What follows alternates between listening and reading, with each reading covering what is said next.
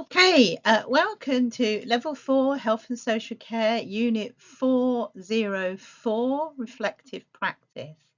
This is week 1 of Reflective Practice. Part 1 is what is reflective practice and models. That's what we're going to be looking at today. Okay, the objectives that we're going to be addressing is 1.1, identify 2 models of reflection commonly used in health and social care practice. I'm actually going to give you 4 models, so you're going to be able to choose 2 out of whichever 2 that you want to write about, okay? And 1.2, explain the benefits to health and social care practitioners of reflective practice. So, why is it good? What is it good for? Okay, let's start by thinking about what reflective practice is. Donald Schoen gives us a definition here. Reflective practice is the ability to reflect on one's actions so as to engage in a process of continuous learning. So it's about learning from what you've done before, learning from your mistakes if you wish, or just learning how to do things in a better way. Or also learning when you've done something quite well, but learning that that worked. So it was something that was developed particularly in teaching and then medicine and social work. And it was the idea is to learn from real life experiences. It's now actually for most of the health professions, it's part of their sort of requirements to maintain their registration that they show some evidence of reflection. So those of you who are actually doing your placements in health and social care, you might want to talk, if you might want to speak to some of the nurses there and they might tell you that. But it's good for you to get your hand in on this, because if you do go on to become a health and social care professional, you will be doing it really, and you will be expected to be doing it. It's about thinking about the encounters you have with either the people you're learning from or from your patients or from your clients, and how things have worked and what you can actually take away from it, and absorb what you can really look at doing better, as I said, or what worked really well and you might want to use it or adapt it in another way. So it's about thinking on what you're doing really, and not just sort of just letting it pass you by. It's being introduced a lot more in universities, and in above level 3 and above studying, so level 4, 5, 6, 7, when the students are expected to reflect on maybe activities that they've done within a group, or maybe on their own assignments. Sometimes they're asked to do their own reflection on how they could have done it better. So as you are in the process of studying and preparing to work in healthcare, it's something you really need to be very aware of. There are quite a lot of professional qualifications that are actually asking people to do this now. There is no one correct way of doing it. There is no definitive way. So don't let people tell you, oh, the way you do it is wrong. Um, it really depends on how it works for you, and we'll find out that by looking at some of the different models that you could use a bit later on. So what are the benefits of it in general? In general, it's really about looking at a bigger picture. Sometimes you can get very much focused on the minutiae of what you're doing, but you can't see how it fits into the bigger picture, and reflection can really help with that. For those of you who are presently studying, you should be reflecting once a month or maybe once a week if you feel you've got the time to just think about your study goals. And, are you actually working? Are you getting there? Do you need to change your goals? Are the things that you're doing working to either help with the course that you're doing at the time or for your future plans? Remember, it's always thinking about the bigger picture, not just thinking about getting this individual assignment done. It helps. Well, I've said here with the issue of self-talk, we always have that voice that tells us things.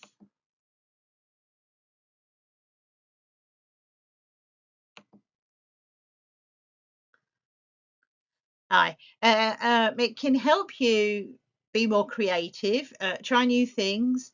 So instead of just doing things the same old way every time, if you stop and do some reflection on it, you might start to think about, how could I have done it differently? How could I have done it in a way that's more interesting and useful for myself as a practitioner or for the client as a receiver?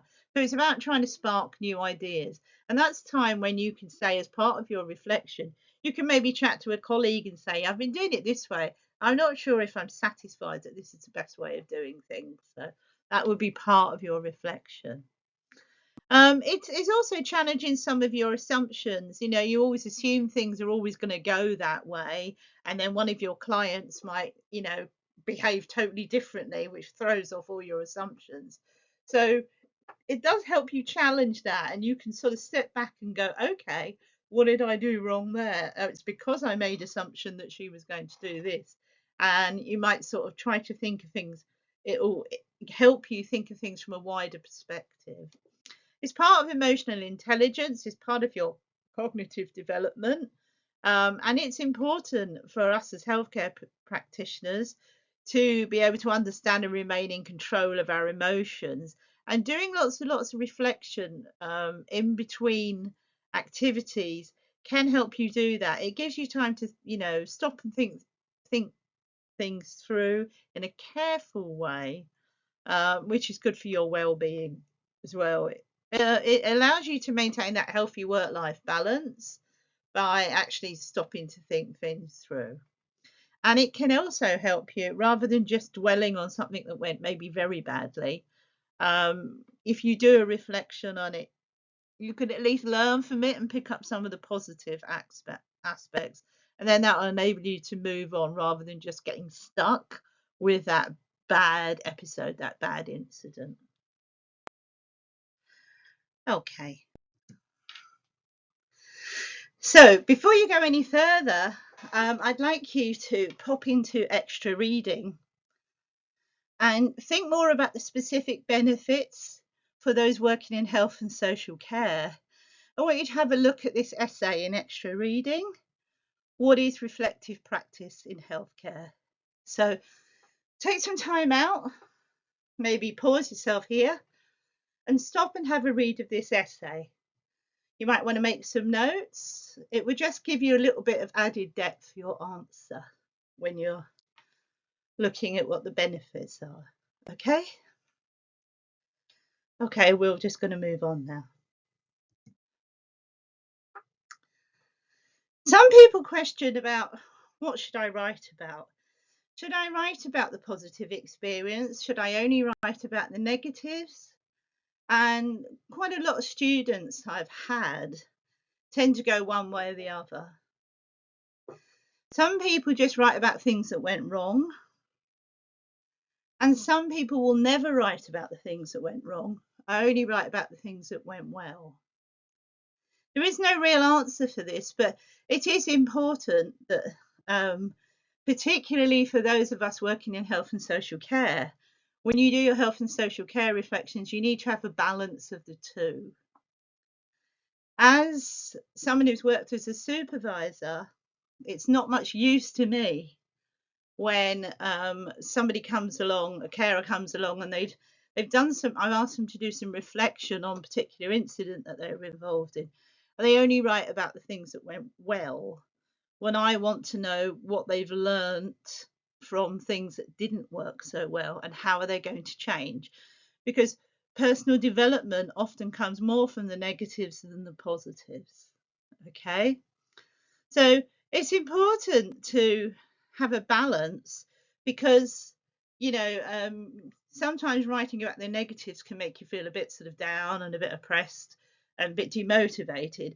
So if you sort of find some of the positives in the area, or something you might have done afterwards that worked well, then you can have then you'll feel a lot better about life. Okay, so it is good to reflect on the positives. It can be very uplifting, it can be very motivating, Getting those things down on paper encourages you and makes you think, hey, yeah, I'm doing pretty well here.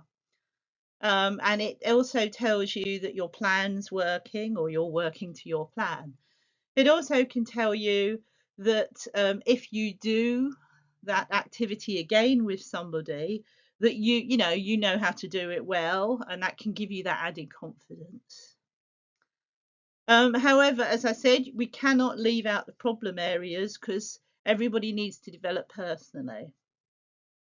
Negative experience are often easier to learn from because we can actually pull it apart and sort of think, well, what can we do to make this better?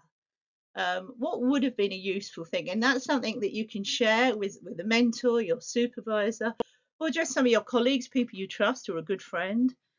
And that really gives you, that's really an excellent basis for learning and for any personal development plan. So, if you say, oh, I found out that, I keep talking to her in the wrong way, I might say, well, okay, well, maybe you need a specific piece of training. And that would really help the flagging it up for your personal development plan to make sure that you end up with all the right skills.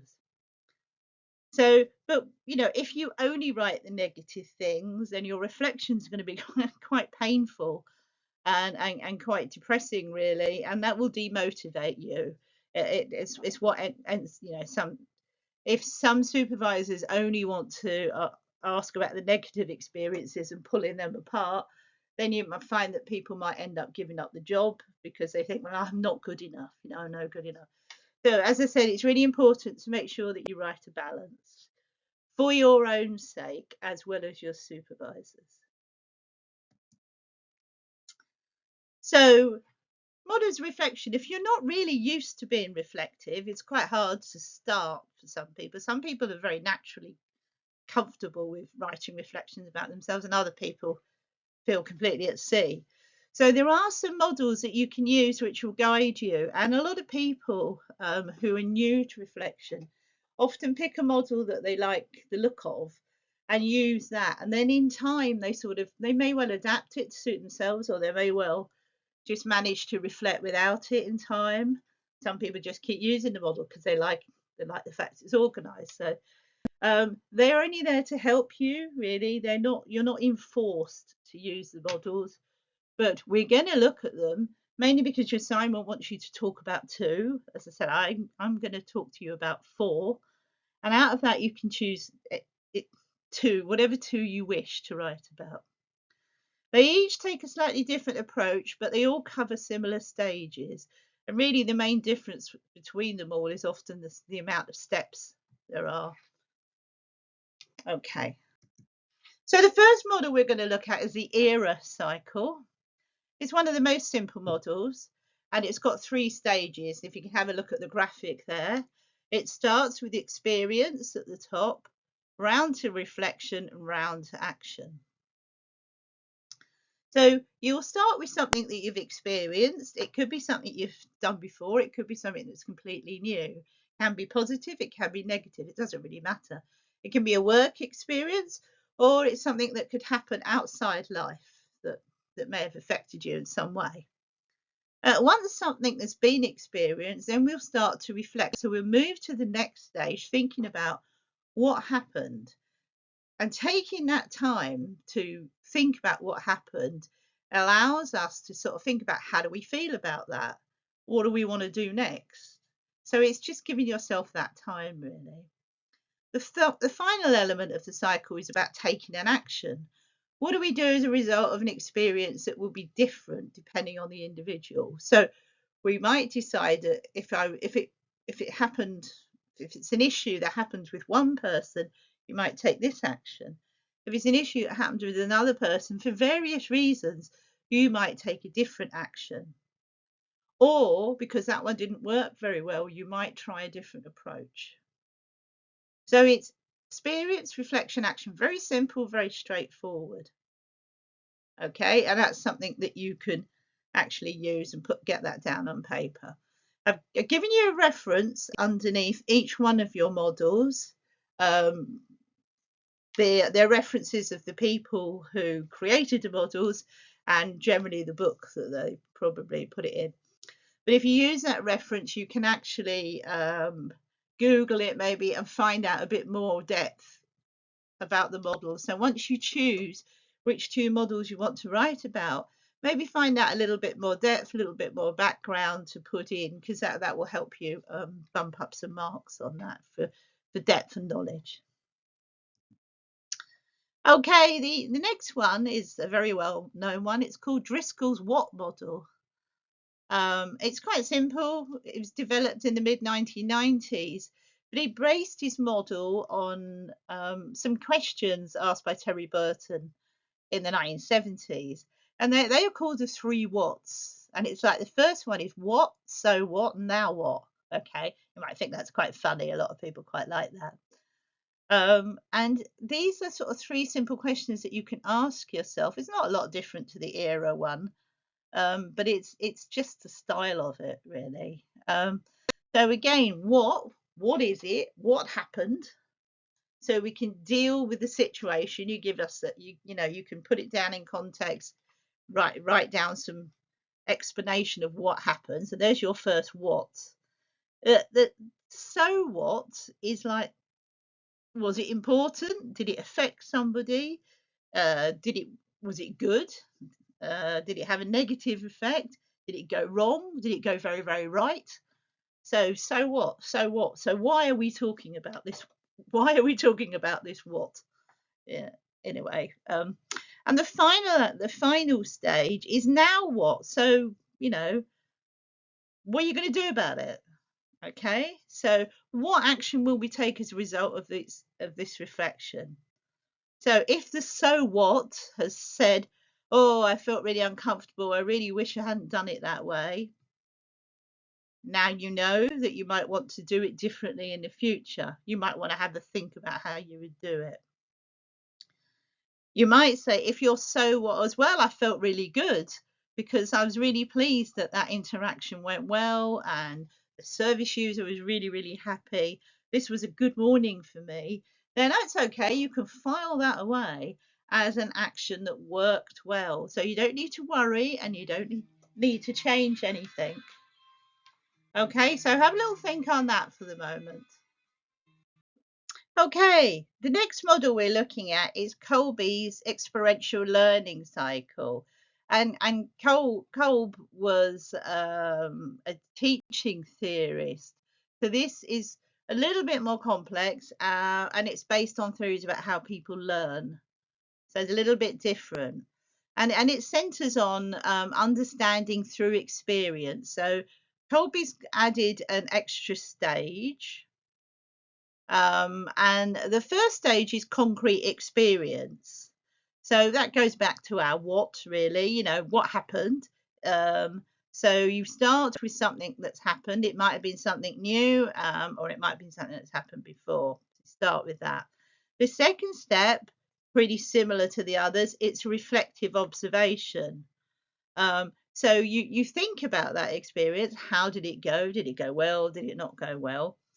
Was there anything that we haven't come across before? Was there anything that was different this time?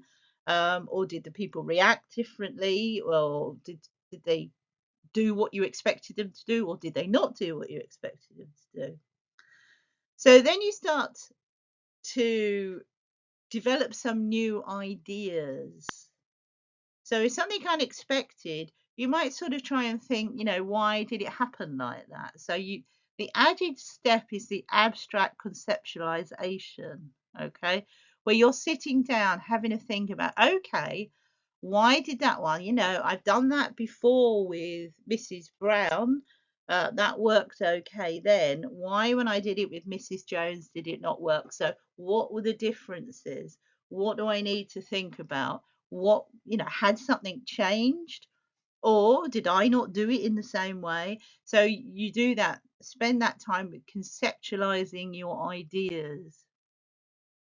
And then coming out of that is the final stage when you actually apply your ideas to the situation.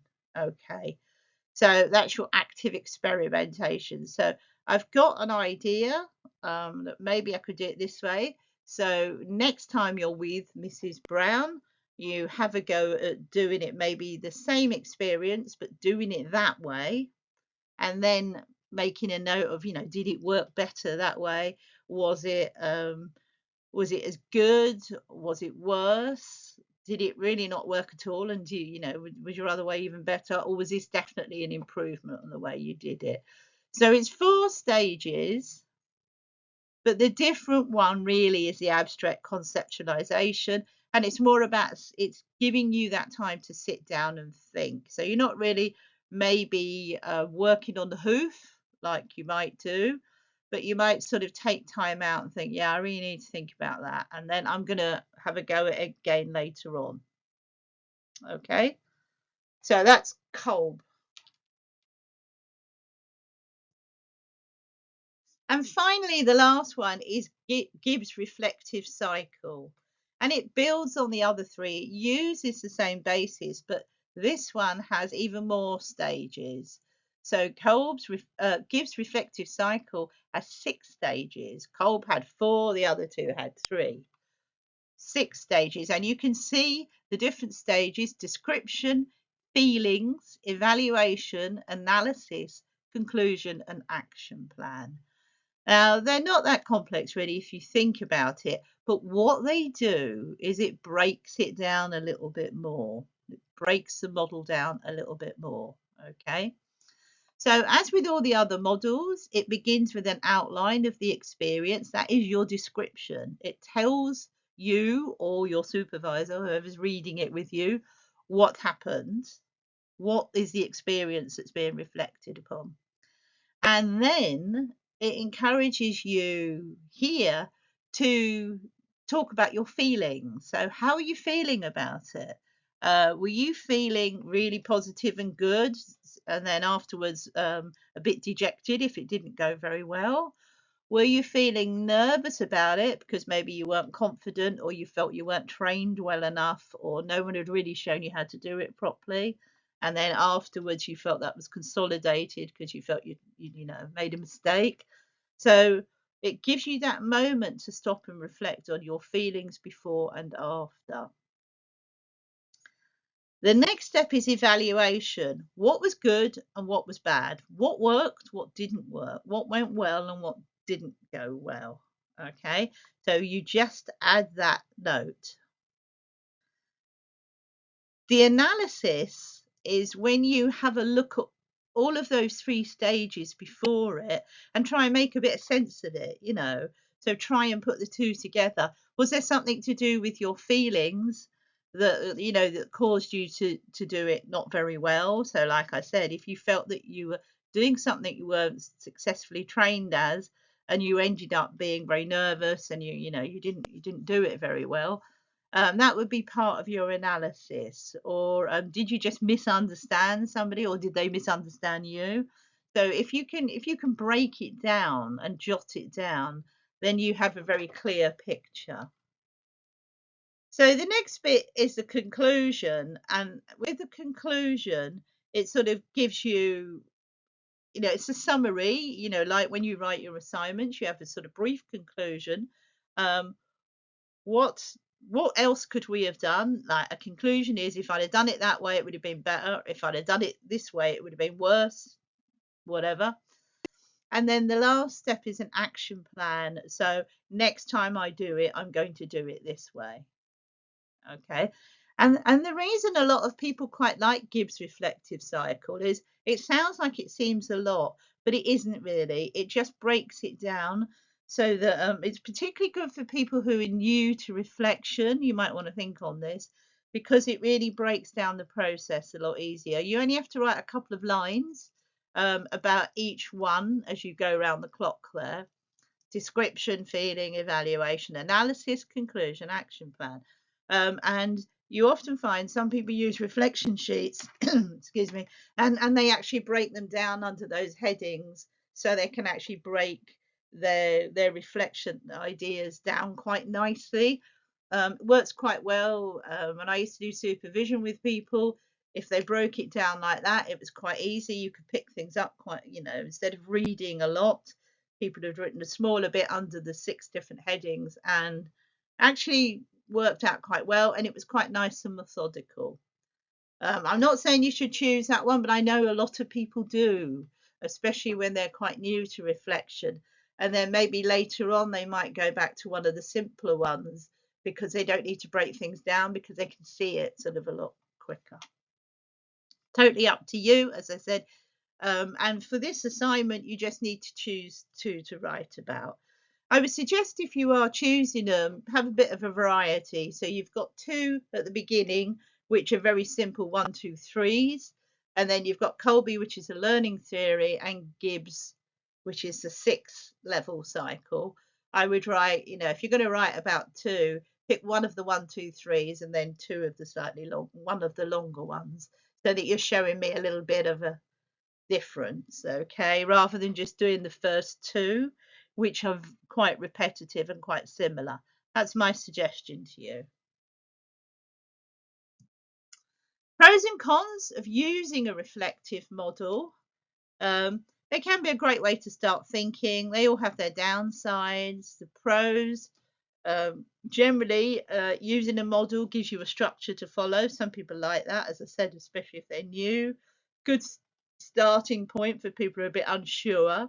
As you get better at it, people tend to write them freehand. They don't need sort of different levels. Allows you to assess all levels of a situation, so it makes sure you don't leave things out, and you'll know when the process is complete. You'll have come to the end. You've got your beginning and you've got an end. You've taken it full circle. Some of the cons about reflective models, it implies the steps must be followed in a defined way, and maybe sometimes it doesn't always work like that. I think often it does, but maybe sometimes it might not. In the real world, you might not start at the beginning. Well, you'll always start with the incident, but it might be something that's not one particular incident, but small things that have happened over a period of time. So you might not just have one major incident you want to be talking about. The model might not always apply. You might not need an action plan. You might just be something you never do again. So just bear that in mind. And reflective practice is a continuous process. And the trouble with the models is they always have a beginning and end. But really, we don't just have single incidents. We are practicing all the time, every day, all the hours we're at work. And really, there's an expectation on us as healthcare professionals that we are continually reflecting on what we're doing all the time. Okay, so model is very good if you want to do a piece of reflective writing, really helpful. And I would use your model if you're asked to do any reflective writing. But you just need to know that you can't go through that process in every activity that you do as you go through your daily day. But it's useful if your supervisor asks you to maybe jot something down, and you can use a model to give you some guidance. So pros and cons, but they are useful. Okay, so just to conclude, some top tips about reflection really is invest in the time. Don't just say, I don't have time for reflection. You do have time. Make the time. So think about it more as an investment rather than a drain. You're investing some time into improving your practice and doing better. Building, maybe if you just build some time into your schedule, like I said, at the moment you're on a study schedule. We do sessions week by week, and then you have a lecture. But you can put some time into your week when you're not on your placement, maybe when you're at home. Give yourself an hour for reflection after your placement or something like that. Okay. Reflect on the big and small. They're not only the big major incidents that were gut-wrenching, really. We have lots of experiences every day, and each one of them is worthy of a bit of a reflection. So even if your journey to work is part of it, you might want to consider that too. Okay. Choose your own path. As I've said, there's no one right method. No one says you have to use any one of those models. So choose the one that suits you, and you can adapt it as well, as long as you get the information that you need out of it at the end, really. And remember, it's about balance. Don't only reflect on the positives. Don't only reflect on the negatives. You need a balance. So as your supervisor, I would expect you coming to me with some reflection on the week or the month or 6 months or whatever. Just telling me, where things have gone well, where you're really happy about them, where things didn't go so well, what you did about it, what you wouldn't do again. That's all fine. And remember, it's a learning process. So I know a lot of people, again, when I was in professional work, didn't like to write about the negatives. They didn't. They if the supervisor didn't know about something, or if it was a major problem and it went wrong, they probably would have known about it. But if it's something they feel that went wrong, but they sort of got away without telling the supervisor, then they would be reluctant to bring it up in a reflection. But actually, it's all about a learning feeling. So you should feel okay bringing things up that went wrong. So it's, don't hide your mistakes from people, because you will never learn. And I know people are very often reluctant to think there might be some sort of sanction on them, but really, in a good organisation with a positive attitude, there absolutely shouldn't be. It should all be looked at as a learning thing, unless you broke the law or something, and then they might be a bit angry with you, but that's a bit different. So I've got some extra reading here. It'll be on Google Classroom. And before you move on to next week's work, do have a look at some of these documents so that you can add a bit of depth to your answers. Okay. There is a reflective practice exercise just for sort of clearing your mind and getting you to focus. So have a little go at that.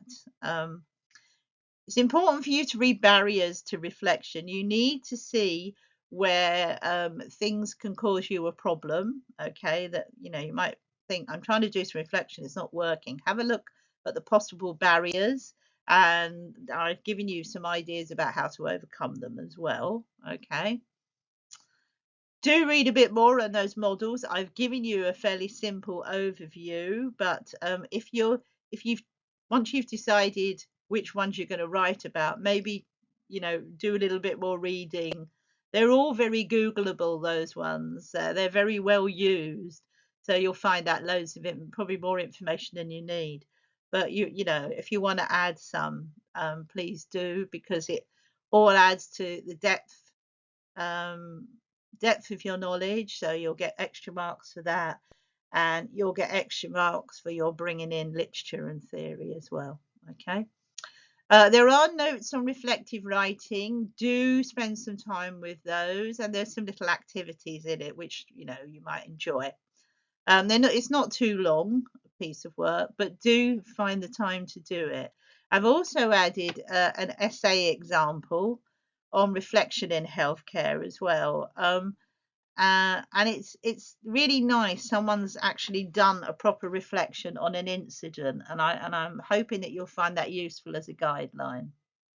Okay, and it might just might answer some of your questions. So please spend some time with the extra reading, and try to do it before your next week's work comes out. Okay, so that's it. That's it for part 1. And I look forward to seeing you in part 2, where we're going to look about clinical supervision. Okay, for health and social care. Okay, so I'll see you next week. Thank you and goodbye.